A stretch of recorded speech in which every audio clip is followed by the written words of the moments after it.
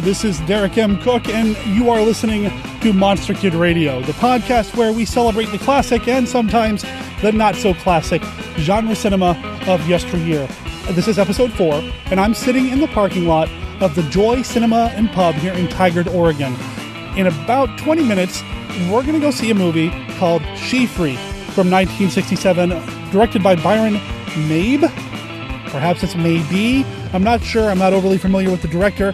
Honestly, I'm not overly familiar with the film. I know it's a loose remake of Todd Browning's original film, Freaks, which is pretty freaky, so I'm expecting this to be as freaky, or she-freaky. Like I said, I don't know much about it. I've seen the trailer a couple of times, and I've looked at the poster. Apparently the movie was filmed where this story could have happened. We'll learn more when the movie starts here at the Joy Cinema. Now, the Joy Cinema does a series of weird movies on Wednesday night. They call it Weird Wednesday. They're working with Something Weird Video to bring in a weird movie every Wednesday night. This is the first time I've gone to the Joy, so I'm excited about it. Looking forward to running into some people here. Hopefully, some Monster Kid Radio listeners are joining me for this Monster Kid Radio Crashes She-Freak event. We'll see what happens, see who's there. Now, while I'm sitting here at the Joy, I want to tell you about another movie theater that is going to start showing another movie that is definitely in the Monster Kid Radio wheelhouse. Vincent Price's The Pit and the Pendulum. Now, that's going to be showing at the Laurelhurst Theater. That starts tomorrow. Well, I guess today, by the time this goes out, Thursday, June 7th, and we'll be running through June 13th. Honestly, I don't know if I'm going to get a chance to get out there to see it. Doesn't look likely. That said, that doesn't mean you guys shouldn't. If you're in the area, go check it out. Now, because I'm in my car in the parking lot, I don't have the information in front of me about where exactly the Laurelhurst is. I've been there a couple of times, but you know what? I'm just going to direct you to their website. It's laurelhursttheater.com. That's Laurelhursttheater.com. So Laurelhurst theater spelled E-R at the end, not R-E.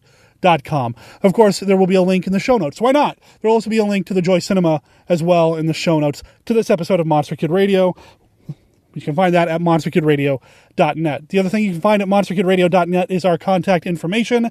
You can email us at monsterkidradio@gmail.com or call us and leave a voicemail at our phone number 503-479-5MKR. Don't have any feedback yet, but I know we're still just getting things off the ground here at Monster Kid Radio. If you have anything that you want to say about the show, what you're looking forward to, what you've liked, what you've not liked, whatever, let me know. Or join us on Facebook. We've got a Facebook page and a Facebook group. Obviously, the group is where the conversation happens, and I try to be active in both daily. So go check that out.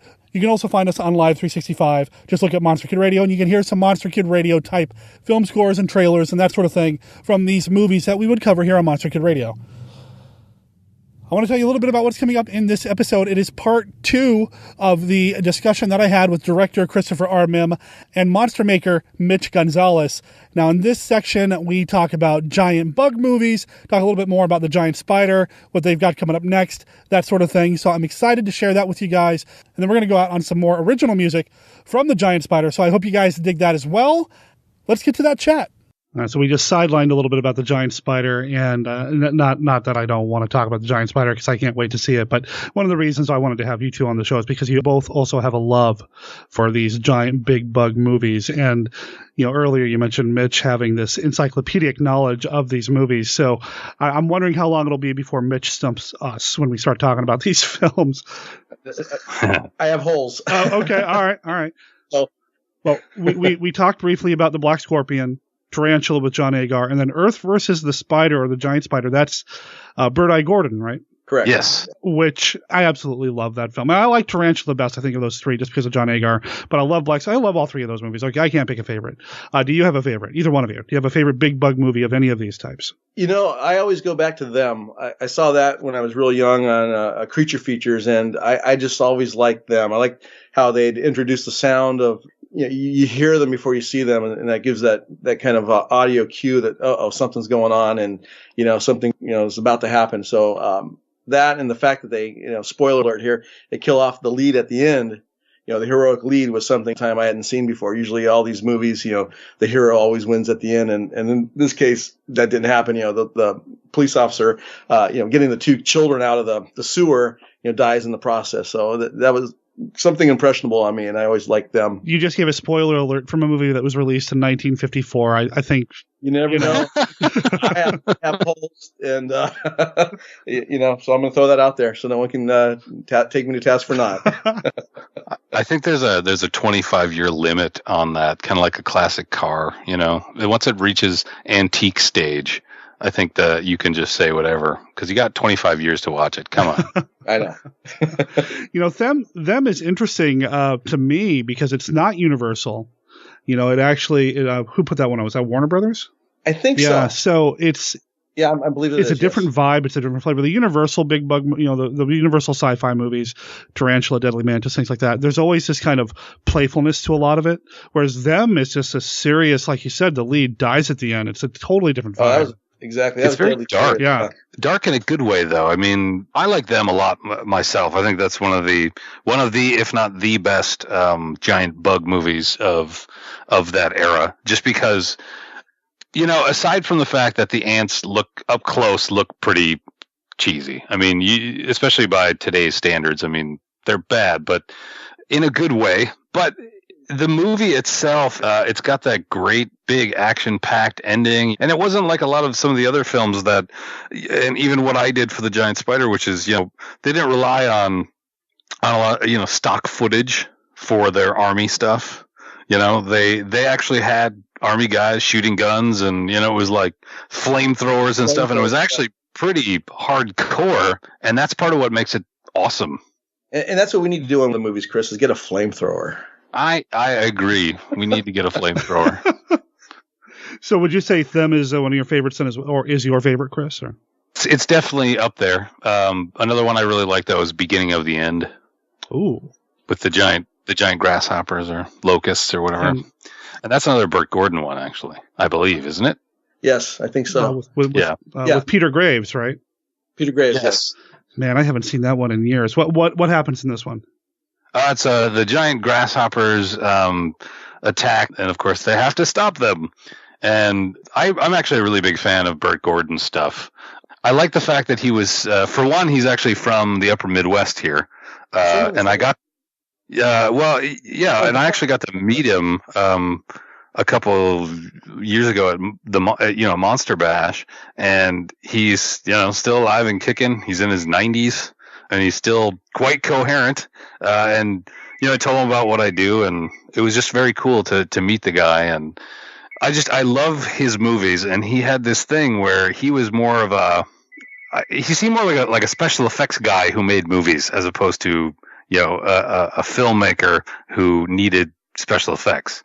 He seemed to be one of these people who, as he wrote scripts, as he filmed movies, he would think about the special effects and the stuff he'd want to try first, and then do them. I mean, he made Earth versus the Spider, one of the inspirations for the Giant Spider, and he had this very sort of, he had a goofiness about the way he made movies, and some of the stuff he wrote that, in say Earth versus the Spider, where they capture the spider and they put it on display in the school gym.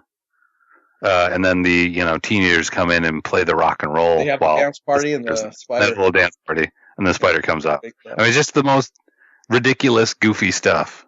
To speak to what you were just saying about how he's still with it, I mean, he's making a movie now. It just came out not too long ago. He's actually directing a movie called Secrets of a Psychopath. That's in production right now. So, wow. I'm real curious. Fantastic. I'm curious to see how that goes. Yeah, but I think you're right. There's a certain level of fun. You called it goofiness. I'd say kind of this playful kind of rock and roll brings the spider back to life kind of thing. Well, and I mean goofiness in a nice way. Yeah, I mean, it's just fun. It's very playfulness. It's fun, and there's a touch of sort of he liked to throw in comedic elements in ways that like them sort of lacks comedic elements. It's a very, very serious film.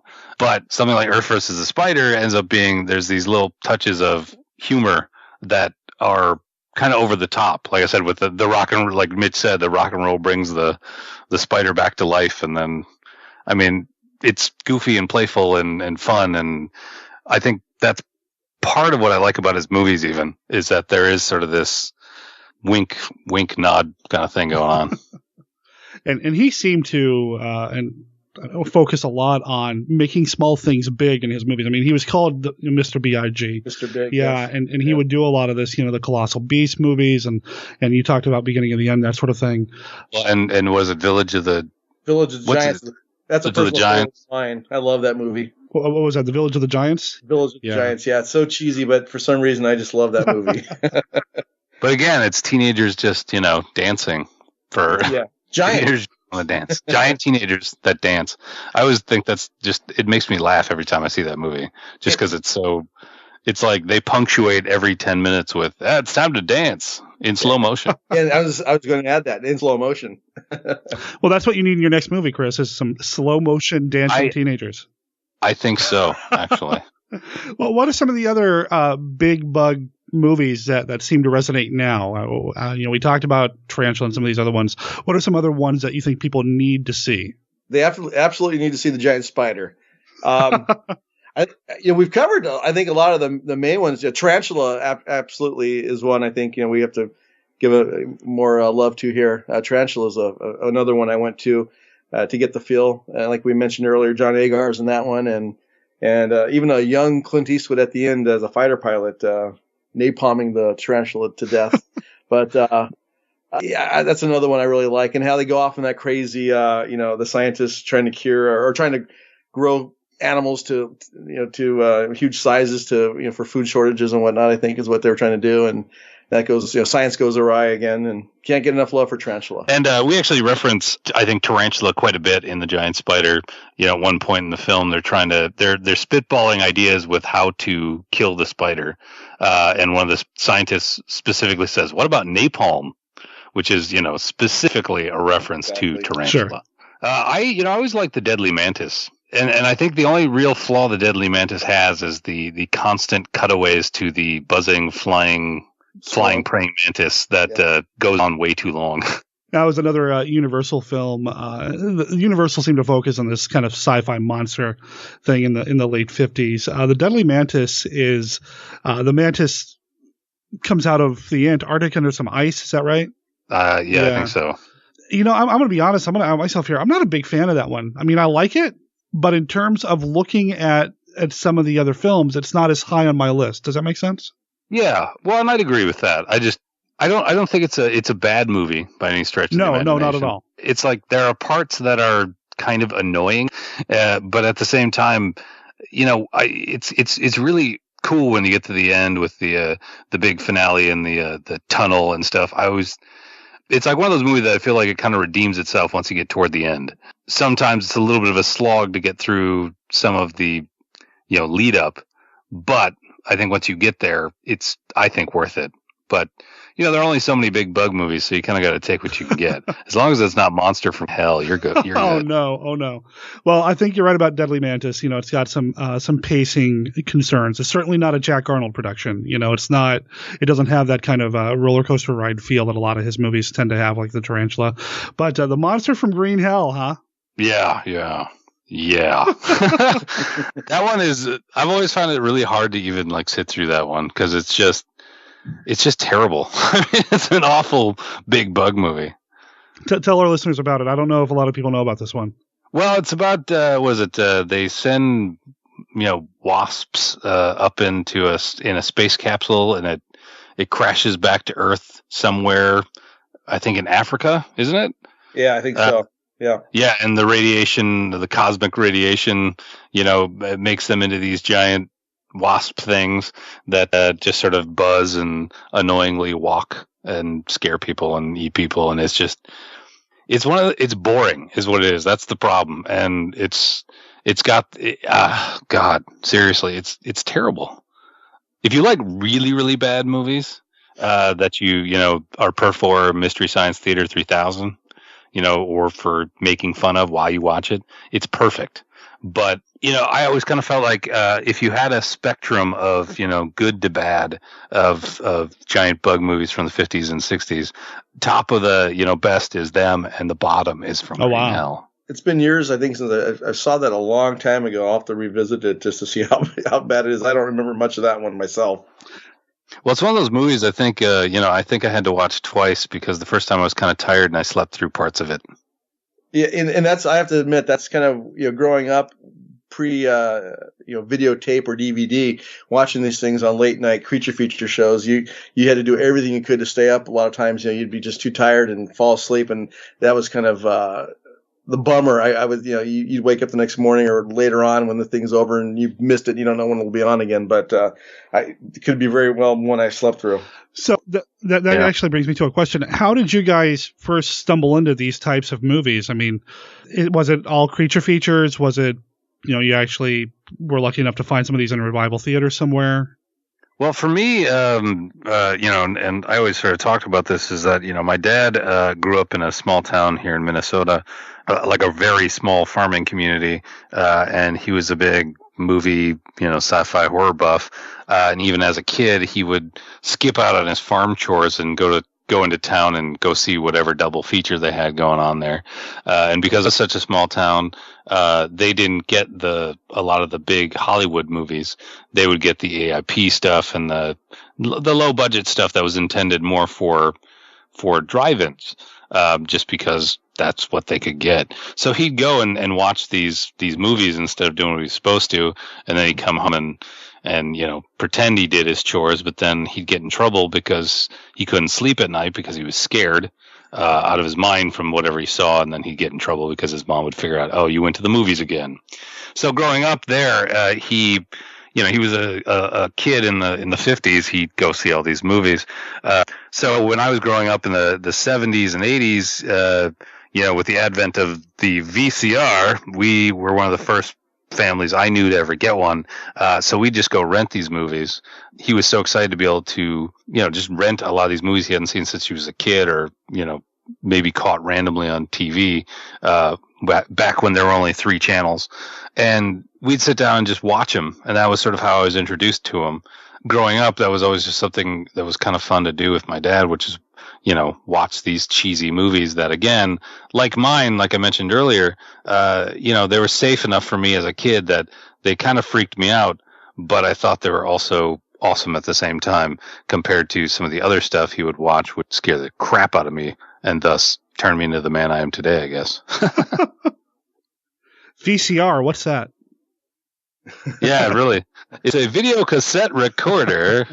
Played these gigantic tapes. What about you, Mitch? How did you come to these movies? In almost the same manner. My dad was a big influence on bringing these movies to my attention. I know, being really young, I'm originally from the San Francisco Bay Area, and there was a show out there, Creature Features with Bob Wilkins. And I grew up watching that show, and every Saturday night I lived to watch Creature Features, and a lot of stinkers on there, but lots of great movies as well. So that was kind of my introduction. My dad would say, "Oh, you got to see this movie, or you got to see that movie." Just stay up with us. Sometimes, my brother and I would just sit there in front of the TV transfixed. And much later, with the advent of the VCR, my dad was more in our neighborhood as well to first purchase it. And I remember it was the kind of the top loading. It was RCA, very expensive, but he had to have one. And we'd go out and find movies, and when they were starting to release some of these onto VHS, we'd pick those up and watch them as well. But Creature Features definitely was a big influence with Bob Wilkins, and later with John Stanley. I got to throw them out, their names out. They were showing some great flicks on Creature Features, and I'd stay up and watch them. Man, I didn't have a horror host growing up where I grew up, so I can't imagine the experience of watching these movies on TV for the first time with a horror host, that sort of thing. I mean, I watch a lot of horror host stuff now, but growing up, man, I missed out on that. I'm just insanely jealous, especially when somebody says, "Oh yeah, I used to watch Bob Wilkins." Like, oh no. Yeah, it made a huge impression on me. And I was even fortunate enough to meet Bob Wilkins. There was a store called the Federation Trading Post in Union City, and he was there one time, and that's where I met Dave Prowse, who was Darth Vader, and they also brought in Anthony Daniels. This is when Star Wars was huge. So I'm, about 13 at the time, just going out of my mind meeting all these people. So it was tons of fun. And then later with John Stanley, when he took over for Bob Wilkins, that was a point where I think some friends of mine and I, we were able to correspond with John Stanley a little bit, wrote him, and he'd send us pictures and notes and everything. Really, really nice guy. In fact, invited us down to the studio to watch him tape shows. And so, in high school, my mom would let us, can we take Friday off or take the half a day Friday? And, they'd film about 3:00 on a Friday for the Saturday next, day, to show the parts. And, so we go watch them actually film segments. And to bring it back kind of topically right now, one of the highlights of that was meeting Ray Harryhausen. John Stanley had Ray Harryhausen in studio to plug Clash of the Titans at the time. So we got to sit there, just me and like friends sat there and no one else really in the studio with John Stanley and watch him interview Ray Harryhausen and then actually talk to Ray Harryhausen after and actually look at some of the puppets, the stop motion animation props he brought with him. Just love that stuff. I've never heard that story, Mitch. Well, there it is. You got to save something for this. That is awesome. It was a hell of a day. In fact, when Ray Harryhausen just passed away, I actually posted the picture on set there. So I'm standing next to him, a very young, I was in high school at the time, standing next to Ray Harryhausen, and it was just a wonderful day, etched in my memory forever. Very gracious man. Well, I think his movies are going to be etched in everybody's memories too. I mean, he didn't do a lot of the big bug movies per se. I mean, I guess he did a giant crab in one, but yeah, I mean, his work just amazing, and we are definitely all incredibly thankful for what he did, because without him, I think the landscape of the kind of movies that we all enjoy, even now, the modern movies, would be entirely different. Absolutely. Exactly, you're correct. The great thing is, Ray Harryhausen will live forever in the films he left behind for us. Definitely. And it's that kind of immortality I am currently striving for. Oh, yeah, how do you think you're doing so far? That's what I'm going for. I don't know. I'm getting there, right? Maybe. Well, there's 400 excited people, I think, on Wednesday that'll be there for you. Yep. I mean, I'm related to some of them, but that's okay. They'll remember me when I'm gone. I'd be there if I could, man. One of these years, you just got to keep making movies every year, because one of these years I'm going to fly out to Minnesota for one of the premieres. I have to do it. It's on my bucket list. We are holding you to it's that. We'd love to have you out here, It's recorded. It's on the air. It's out there. And then you'll have to come on our podcast, and we'll grill you. I'd love to come to the show. And actually, I'm glad you mentioned that, because I want our listeners to know that you guys have a podcast. It's the Mimiverse Bonfire podcast. It's about once a month, right? Yes. Try that. We've steadily put one out once a month, roughly around the 15th of every month. As you know, podcasts can be a lot of work and a lot of time. So we can't manage more than once a month, but our podcasts are pretty long because we just sit around and chat. So they're worth listening to if you can get through, some mindless prattling. It's basically a bunch of friends getting around a bonfire and just talking. And it's literally a bonfire. I mean, that's not a shtick. They're, especially during the warmer months, you guys are outside around a fire. Oh, yeah. So, yes. Yep. There's this kind of laid back kind of, Ruby's trying real hard to keep everybody on track. Oh, yeah. As everybody. Yeah, we fail miserably often, but and that was the whole premise of the podcast show. Was we used to get together in the summer months just because we live in Minnesota, so there's lots of freaking snow and cold. So we take advantage of the warm days all summer. We'd get together almost weekly to have just a little bonfire in the backyard, and we realized that we were sitting around talking about the movies we make, but also other movies, and discussing the merits of 2009 Star Trek reboot ad nauseum. And Mark Hader, who is one of the hosts, came up with the idea. He's like, we should record these and just make a podcast out of it, because this is good stuff, and why not? It would help, promote the films, and we have fun doing it. Maybe we could, see what happens. And so they bought some equipment, and we started doing it. And we have usually a guest from the movies over, and we'll sit and talk to them, and we have a real bonfire going, and it's very laid back. Very, sometimes they get drunk, Dan and Shannon. But it's a good time. They're very, very, if I can get the nice lengthy plug in. No, that's you can just edit it out. No, I want people to be able to find you guys. And that's also, you can find it through the website, sainteuphoria.com. That's Saint spelled out, euphoria.com. There will be links in the show notes of this episode of monsterkidradio.net. We'll also include a link to their website just on the link section of our website, because people can go over there and find out about the podcast, the movies, and all that. And you've got like a mailing list set up, right? Yeah. You can sign up for the mailing list. I put out a monthly newsletter. Nothing too intrusive. I try not to annoy people. We have the Facebook page and a Twitter feed. Yeah, so they're all over. You can't not find the Mimiverse if you go looking for it. It's there. And, right. I am so thrilled to have had you guys on the show. And before we wrap up here, I want to know what's next. Well, we're working on my first double feature. And it's this idea I've been throwing around for a couple of years, and that's doing basically a faux double feature, much like the Tarantino and Rodriguez did with the Grindhouse movies, but not making two full-length features and then sticking them together. It's actually two shorter films based on ideas I had for a couple scripts that wouldn't necessarily work very well as full-length features, just because they're not. I think if you try to stretch them out, they end up being a lot of dead air and boringness. So just to keep them, very tight and, to the point, they work much better around the 40 to 45 minute mark. And basically taking two of those ideas, writing scripts, and then putting them together into one film that we're calling the Late Night Double Feature, which of course is a Rocky Horror reference. But the two scripts that we're going to make into this double feature, the first one's called Reform School Girls versus the Space Monster, and Mitch is working on what will become, I believe, the most iconic monster we've ever created. Oh wow! It'll be up there with the Metaluna mutant. So it's going to be cool. So no pressure here for Mitch, is that? I was just going to say, no pressure. No pressure. Thanks, Chris. Hey, man, I've seen even just your sketches and the stuff you have done. It's going to be awesome. And then the other half is, it's going to be great. The other half of the double feature is a story called The Wall People, which has been bandied about since Attack the Moon Zombies. The idea behind that one is an interdimensional being that steals sleeping children out of their beds through interdimensional portals in their walls.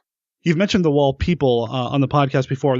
It's this great idea that I had based around sort of a fear I had as a little kid, which is when I was little, for some reason, I think it was, there's that Twilight Zone episode where the little girl disappears into her wall. But also, honestly, it's more based on, there's an episode of The Greatest American Hero, which I loved as a kid.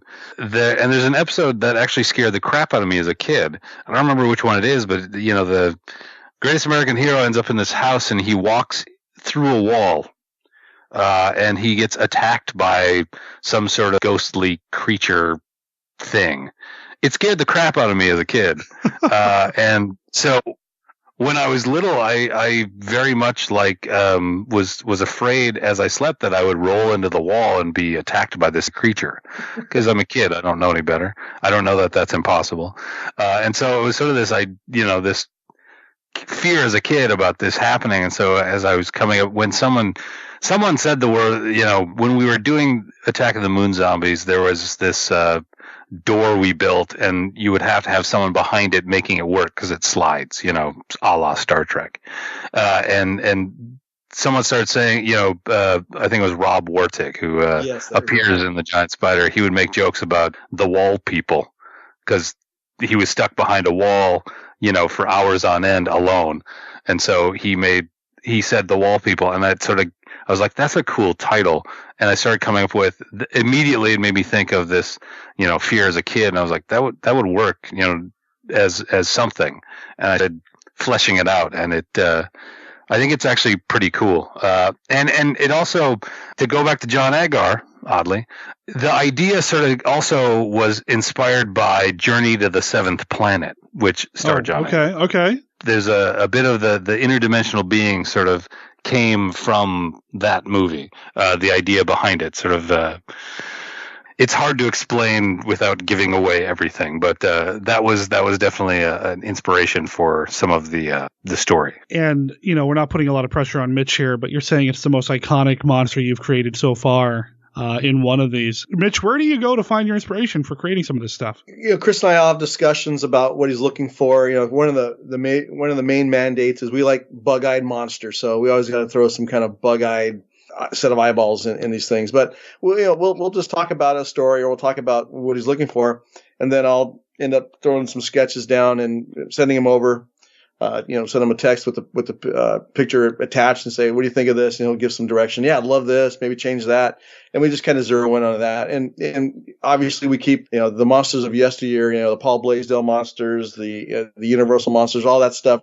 We try to incorporate some of that too. Those are all major influences on me. They're not far from my mind when I'm sketching these things. There it is. Well, I'm excited for what comes next. We're recording this before the premiere, so I wish you guys the absolute best of luck with the premiere. I hope it goes phenomenally well, and I can't wait to see the movie itself. I know it's en route to me, so I'm looking forward to it, man. Hope you like it. Thank you. I know I said it before, but again, big thanks to Christpher R. Mihm and Mitch Gonzales for taking the time to chat with us here at Monster Kid Radio about what they do. And like I said before, you're probably going to hear them on future episodes. I like to have them come back to talk about other movie projects and just chat about these movies that we love so much here at Monster Kid Radio. I'm recording this outro in the parking lot at the Joy Cinema and Pub here in Tigard, Oregon.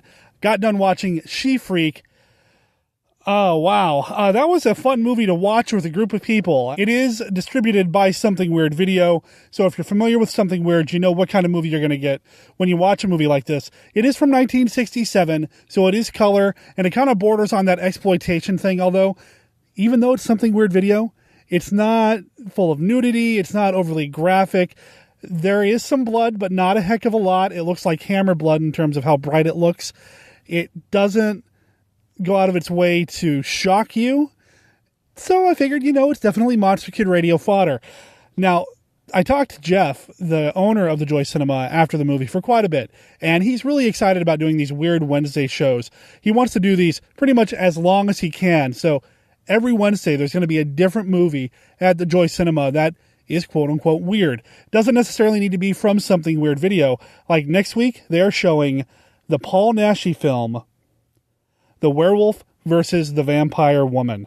It's from 1971. So it's just a little bit outside of Monster Kid Radio's wheelhouse, but not much because it is Paul Naschy, who actually played a werewolf character more times than Lon Chaney Jr. So you've got Paul Naschy, who is bound to become a Monster Kid Radio regular. Definitely recommend you guys check that one out.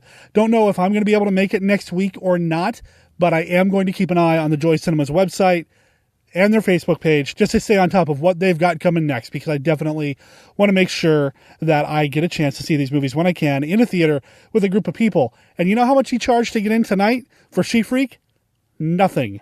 Free admission, just pay for the concessions. That's a heck of a deal, and the concessions, they're not overly priced. I tell you, soda, a couple bucks.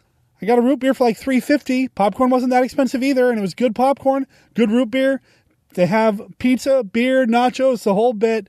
And the decor of the Joy Cinema, man, is fantastic. It's built for monster movies. And talking to Jeff, I know he's a big fan of these movies. He wants to bring in Plan 9 from Outer Space in 3D. He wants to bring in EGA. He wants to bring in, just watch the website. That's going to wrap it up for this episode of Monster Kid Radio. Next week, I believe we're going to be diving into a chat that I had with illustrator Devin Devereaux. You can learn more about what Devin Devereaux does over at his website, which is devondevereaux.com. That's spelled DEVONDEVEREAUX.com. He is the man behind Cackling Imp Press and the graphic novels Tales of Hot Rod Horror, Volume 1 and Volume 2, and there's a Volume 3 in the works.